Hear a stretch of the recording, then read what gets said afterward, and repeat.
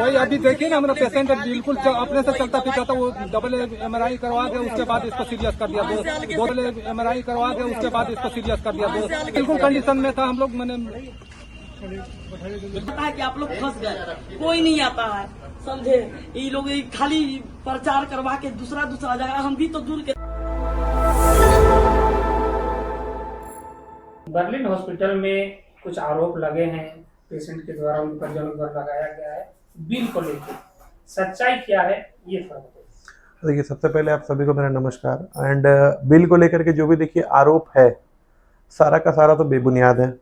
And इसमें मैं एक चीज़ कहना चाहूँगा कि पूरे झारखंड में आप लोग सबसे अच्छा, मतलब बहुत लोगों से मिलते हैं, बहुत सारे हॉस्पिटल में गए होंगे, आप लोगों ने देखा होगा कि कोई भी मरीज अगर 18 से 20 से 22 दिन एडमिट रहता है तो ऑन एन, वो भी आईसीयू पेशेंट में, अगर आईसीयू में मरीज एडमिट है तो उसका on an average bill minimum 7 से 8 लाख जाएगा। कोई भी हॉस्पिटल में झारखंड का, कितना भी अगर हम कम पकड़े तो 5 लाख तो कम से कम जाना चाहिए। फिर भी हमने 2.5 लाख का बिल पेशेंट पार्टी को रेज किया। पेशेंट पार्टी ने 90,000 पेमेंट किया था हमें। हमने उनको क्लियरली बोला बिठा करके कि आपका ठीक है, आपका इशूज जो भी है, आप कितना तक सक्षम है इसको करने के लिए। तो बात हुई कि 40,000 तक हम और देंगे सर। हमने बोला चलो ठीक है, कोई दिक्कत नहीं है, आप कर दीजिए। तो इसी चक्कर में फिर बात आगे बढ़ी। फिर 40,000 भी नहीं दे पाएंगे सर, 20 दे पाएंगे। हमने बोला चलो ठीक है, किसी की भी पेशेंट का बात है। फिर 20 भी नहीं देंगे। उसके बाद हमें बहुत जगह से कॉल्स आने लगे कि आपका हॉस्पिटल हम बंद करा देंगे, ये कर देंगे, वो कर देंगे। कहीं कहीं से वो लोग हमें कॉल पे बात करवाने लगे कि आपको पूरा पेशेंट छोड़ देना चाहिए, पैसा छोड़ देना चाहिए। तो मेरा इसमें ये कहना है कि कहीं का भी अगर आप सोचते हैं तो फिर अभी के टाइम में सर ऑन एन एवरेज हम लोग भी सर प्राइवेट हॉस्पिटल हैं, एंड हमारा जो बिल है 2.5 लाख का, ये तो मेरे हिसाब से क्या, मतलब सबके हिसाब से ये कोई मेजर नहीं है 20 से 22 दिन का। एंड उसमें भी 40,000 जो उनका कहना था, हम मान गए 90,000 प्लस 40,000, 1,30,000। 1,30,000 22 दिन में अगर कोई मरीज दे के जाता है तो ये तो उसके लिए कोई बड़ा बात नहीं है। क्या मामला क्या था, क्या किस लिए पेशेंट को यहाँ पे एडमिट किया गया था, क्या कुछ परेशानी? पेशेंट का न्यूरो का मेजर इशू था, ठीक है, उसका ट्रीटमेंट चल रहा था बहुत दिन से। 2 साल पहले उसका एक्सीडेंट हुआ था एंड ट्रीटमेंट उसका बहुत दिन से कहीं और चल रहा था। फिर उसके बाद वो आए हमारे पास, प्रॉब्लम बढ़ गई थी, RTA हुआ था उसका, रोड एक्सीडेंट बाइक से हुआ था। एंड जिस समय पेशेंट आया था उस टाइम का भी वीडियो है हमारे पास। पेशेंट उस समय चल फिर नहीं पा रहा था, पेशेंट पूरा बेड रिडन था, पेशेंट जो है बातचीत नहीं कर पा रहा था, पेशेंट को सीजर्स आ रहे थे।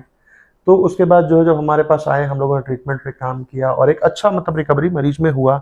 एंड कल भी जब मरीज गया तो बहुत लोगों ने देखा था कि मरीज बाकायदा बात करने के लायक था। जो उनका वो एलिगेशन है कि मरीज बात नहीं कर रहा है, ये नहीं कर रहा है, प्रॉपरली अगर इसमें देखा जाए तो मरीज बातचीत कर पा रहा था। एंड बाकायदा उसको व्हील चेयर में हमने बैठा कर शिफ्ट किया। एंड जो फीमेल मैडम जो भी थी, उनके जितने भी आरोप हैं कि अस्पताल में मेरे साथ मारपीट किया गया, कुछ भी किया गया, हम अगर कहीं का भी पकड़े, आज के टाइम में डिजिटली सबके पास फ़ोन है, सबके हाथ में फ़ोन है, तो कुछ भी नहीं तो 1 सेकंड का तो वीडियो आना चाहिए किसी के पास। उनके जितने भी आरोप हैं, एक भी आरोप लगाया कि अपने फोन वगैरह छीन लिया, मेरे पूरे हॉस्पिटल में, मेरा आईसीयू तक में CCTV लगा हुआ है। कहीं का भी अगर आप देखेंगे, कहीं भी आपको कुछ भी ऐसा न्यूसेंस क्रिएटेड नहीं मिलेगा। इनफैक्ट हमारे पास जो फुटेज है, आपको वो यही दिखेगा कि वो जो महिला थी हमारे रिसेप्शन के पास बैठ के गाली गलौज करना, ये सब करना, वो सब करना, ये उनके द्वारा किया गया है। हमारा किसी भी स्टाफ ने ना उनको हाथ लगाया है, ना किसी ने कोई गाली दिया है। सारा का सारा आरोप बेबुनियाद है। जो भी उनका आरोप है, अगर वो साबित कर देंगी तो मैं उस पर जो वो कहेंगे मैं मानने के लिए तैयार हूँ। एक बात ये भी आई कि आप लोग पेशेंट रिलीज नहीं कर रहे थे। हम पेशेंट को रिलीज करने के लिए सुबह से कह रहे थे, एंड आफ्टर ऑल वो लोग पुलिस स्टेशन में भी गए थे रात में कि हमारा पेशेंट रिलीज नहीं हो रहा है सर। तो पुलिस स्टेशन में भी बात हुई, फिर रात में भी पुलिस आई थी। पुलिस ने फिर सारे मामले के ऊपर अपना पक्ष रखा, उनका जो पक्ष था, दोनों पक्ष में फिर बातचीत हुई। तो यही बात हुई कि अफोर्ड नहीं कर पा रहे हैं, जो भी है आप करके छोड़ दिए। फिर लास्ट में 40,000 से 20,000 में आया, फिर 5,000 में आया। हमने बोला चलो ठीक है भैया, तुम 5,000 ही कर दो, कोई दिक्कत नहीं है हमें। एंड कभी भी ऐसा नहीं रहा है सर, बर्लिन का ये रिकॉर्ड नहीं है कि पैसे के लिए बर्लिन ने किसी को रोका हो या किसी का इलाज रोका हो। अगर मेरा यही स्थिति रहता सर तो मरीज आज 22 दिन में एडमिट है, मैं बिना पैसा लिए मेडिसिन नहीं चलाता। मैंने ऐसा किया बिल्कुल भी नहीं किया। एंड मरीज का मतलब डिस्चार्ज के लिए परसों से बोला जा रहा है, फिर भी हम लोग मेडिसिन कंटिन्यू रखे पेशेंट का। पेशेंट में कभी कोई कॉम्प्रोमाइज़ नहीं करनी थी। उसके बावजूद भी हमारे साथ जो भी हुआ सारा का सारा बेबुनियाद था एंड गलत आरोप था। हमारे डॉक्टर की बदनामी हुई, हमारे हॉस्पिटल की बदनामी हुई। हमने उन्हें सारा मेडिकल रिपोर्ट्स दिया है, अगर वो चाहें तो लीगली इसको क्लिनिकली वो चेक करा सकते हैं। कचरे को लेकर भी काफी जो है कचरे को लेकर के सर देखिए, अभी के मॉनसून के हिसाब से थोड़ा बहुत इश्यूज हो रहा है, एंड आफ्टर ऑल 3 दिन 4 दिन का, क्योंकि पेशेंट रश रहता है, 3 दिन 4 दिन का स्टोरेज होता है, 3 दिन 4 दिन में वो क्लोज हो जाता है। कल था आपको दिखा, आज फिर वो क्लोज है। एक बात और थोड़ा बता दीजिए कि आजकल आप भी देख रहे होंगे समाचार के माध्यम से कि निजी अस्पतालों में लगातार ये आरोप लगता है कि ज़्यादा बिल बना दिया जाता है, पेशेंट से उनको मिलने नहीं दिया जाता है, पेशेंट रिलीज की बात होती है तो पेशेंट रिलीज नहीं किया जाता है। इसमें आप एक निजी अस्पताल के संचालक हैं, क्या कहें? सर देखिए, इसमें मेरा जो कहना है कि कोई भी मरीज अगर ऐसा कहता है वो साबित करे, पहला चीज़।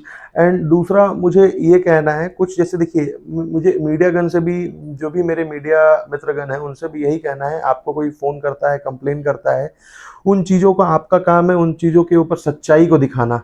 तो हर एक, कोई भी डॉक्टर ऐसा नहीं चाहता है कि मरीज खराब हो, कोई भी डॉक्टर नहीं चाहता है कि कोई मरीज उदास होकर जाए उसके यहाँ से। कोई मरीज अगर किसी भी अस्पताल में, सिर्फ मेरे अस्पताल में नहीं, पूरे दुनिया में आप कहीं भी पकड़ लीजिए, कोई मरीज अगर एक्सपायर करता है या मरीज खराब होता है, जितना दुख परिजन को होता है उतना ही दुख डॉक्टरों को होता है, क्योंकि डॉक्टर को भगवान का एक रूप माना गया है।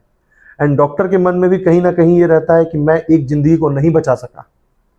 तो ये कभी भी, कोई भी डॉक्टर हो, वो अपना 100 to 100% देते हैं जिससे किसी की जिंदगी बेहतर हो सके।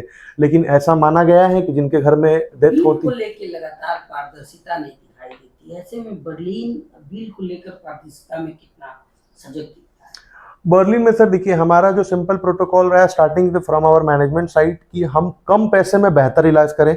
हमारा इंफ्रा काफ़ी अच्छा है, हमारा सेटअप काफ़ी अच्छा है, हमारा ऑलमोस्ट किसी भी हॉस्पिटल में आप जाइएगा, सारे इक्विपमेंट्स आपको एक हॉस्पिटल में नहीं मिलेंगे, बट हमारे पास सारे इक्विपमेंट्स हैं।